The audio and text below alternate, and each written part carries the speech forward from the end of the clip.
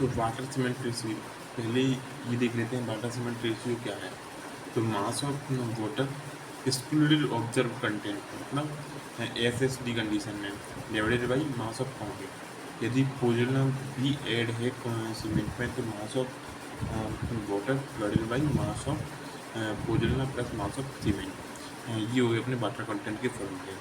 और water content पर अपनी स्ट्रेंथ ऑफ कंक्रीट डिपेंड करती है, पर ऐसा नहीं है कि केवल वाटर कंटेंट पर ही स्ट्रेंथ ऑफ कंक्रीट डिपेंड करती है। यदि water content water cement ratio ज़्यादा होगा तो स्ट्रेंथ ऑफ कंक्रीट कम होगी, क्योंकि जो आइडेंटिक प्रोडक्ट्स हैं सीमेंट के बनेंगे वो टोटली वाटर को रिप्लेस नहीं कर पाएंगे, वाटर फोर्स को। मान लो कि वाटर कंटेंट 0.6 है तो इस केस में ऐसा होगा। यदि वाटर कंटेंट 0.3 है तो आपकी स्ट्रेंथ ज़्यादा होगी, पर इस केस में वाटर सीमेंट रेशियो आपको जो वाइब्रेटर्स अच्छे यूज करने पड़ेंगे। यदि आपका वाटर सीमेंट रेशियो 0.4 है तो हो सकता है कि आप क्या अच्छी कॉम्पैक्टिंग ना करो तो आपको स्ट्रेंथ ऑफ कंक्रीट कम मिले। और जनरली जो केमिकल रिक्वायरमेंट होती है हाइड्रेशन के लिए 0.23 होती है, but upon water cement ratio 0.35 से 0.65 कुछ भी रख सकते हैं। अब्राहम्स लॉ के अनुसार strength of concrete inversely proportional to होती है वाटर सीमेंट रेशियो की। इन्होंने केवल वाटर सीमेंट रेशियो से कनेक्ट करके बता दिया था स्ट्रेंथ ऑफ कंक्रीट को, पर ऐसा तो बिल्कुल है नहीं। ओके, अब स्ट्रेंथ ऑफ कंक्रीट, तो जैसे कि M25 है तो इसमें M शब्द क्या डिनोट कर रहा है, ग्रेड को, और 25 क्या बता रहा है, कैरेक्टरिस्टिक स्ट्रेंथ को। 20 कैरेक्टरिस्टिक स्ट्रेंथ क्या होता है, तो कैरेक्टरिस्टिक स्ट्रेंथ वो स्ट्रेंथ होती है जिसकी नीचे केवल 5% टेस्टिस ऑफ सीमेंट फेल्यूर होने के चांसेस हैं। ठीक है, अब मीन स्ट्रेंथ कैसे निकालते हैं, तो मीन स्ट्रेंथ को निकालते हैं characteristic strength plus 1.65 into sigma. ठीक है, सिग्मा क्या है, डेविएशन है। अब कॉम्प्रेसिव स्ट्रेंथ टेस्ट, तो इससे पहले जो कॉम्प्रेसिव स्ट्रेंथ आती है कंक्रीट की वही सबसे ज़्यादा आती है, और हम कंक्रीट से कॉम्प्रेसिव स्ट्रेंथ का ही काम लेना चाहते हैं। तो जो टेंसिल स्ट्रेंथ ऑफ कंक्रीट होती है वो कॉम्प्रेसिव स्ट्रेंथ का 10% होती है, और बेंडिंग या फ्लेक्सुरल स्ट्रेंथ होती है वो होती है 15%, और शियर स्ट्रेंथ होती है 20%। ठीक है, अब कॉम्प्रेसिव स्ट्रेंथ टेस्ट कैसे करते हैं, तो कॉम्प्रेसिव स्ट्रेंथ टेस्ट करने के लिए अपन क्या करते हैं,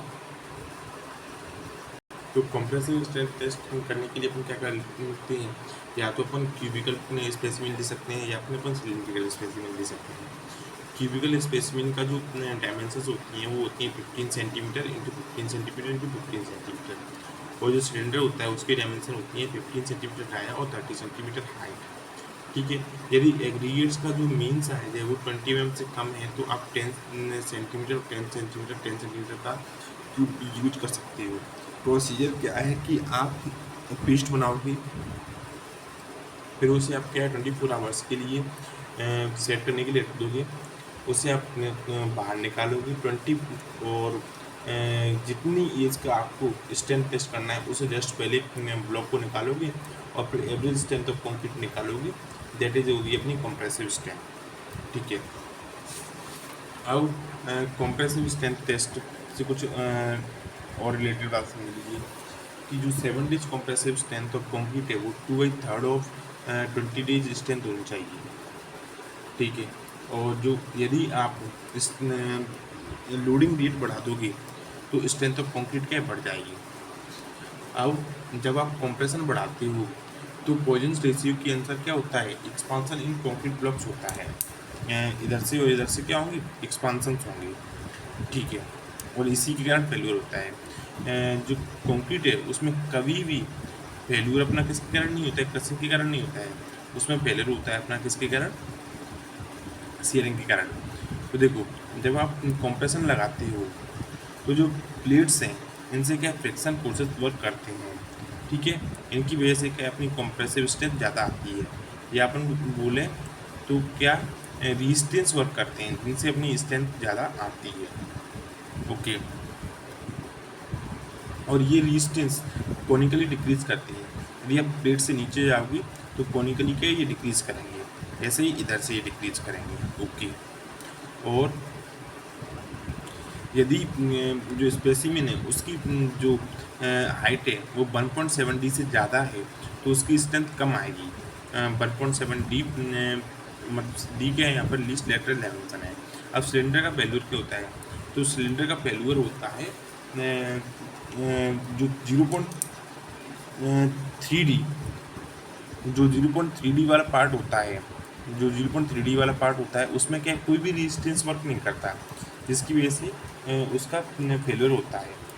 और यदि आपने इन प्लेट्स के बीच में क्या है ग्रीस या तेल लगा दिया तो क्या हो जाएगा, ये जो फ्रिक्शनल फोर्सेस कम वर्क कर रही थी ये कम हो जाएंगी और स्ट्रेंथ कम आएगी, कंप्रेसिव स्ट्रेंथ। यदि आप ट्यूब का साइज भी कम ले लो तो क्या हो जाएगा, ये जो कॉनिकल बन रहे थे उनकी वैल्यू कम कम होगी।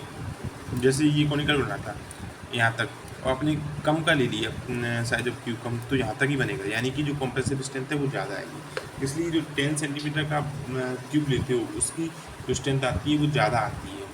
ठीक है। और comparison between cube and cylinder.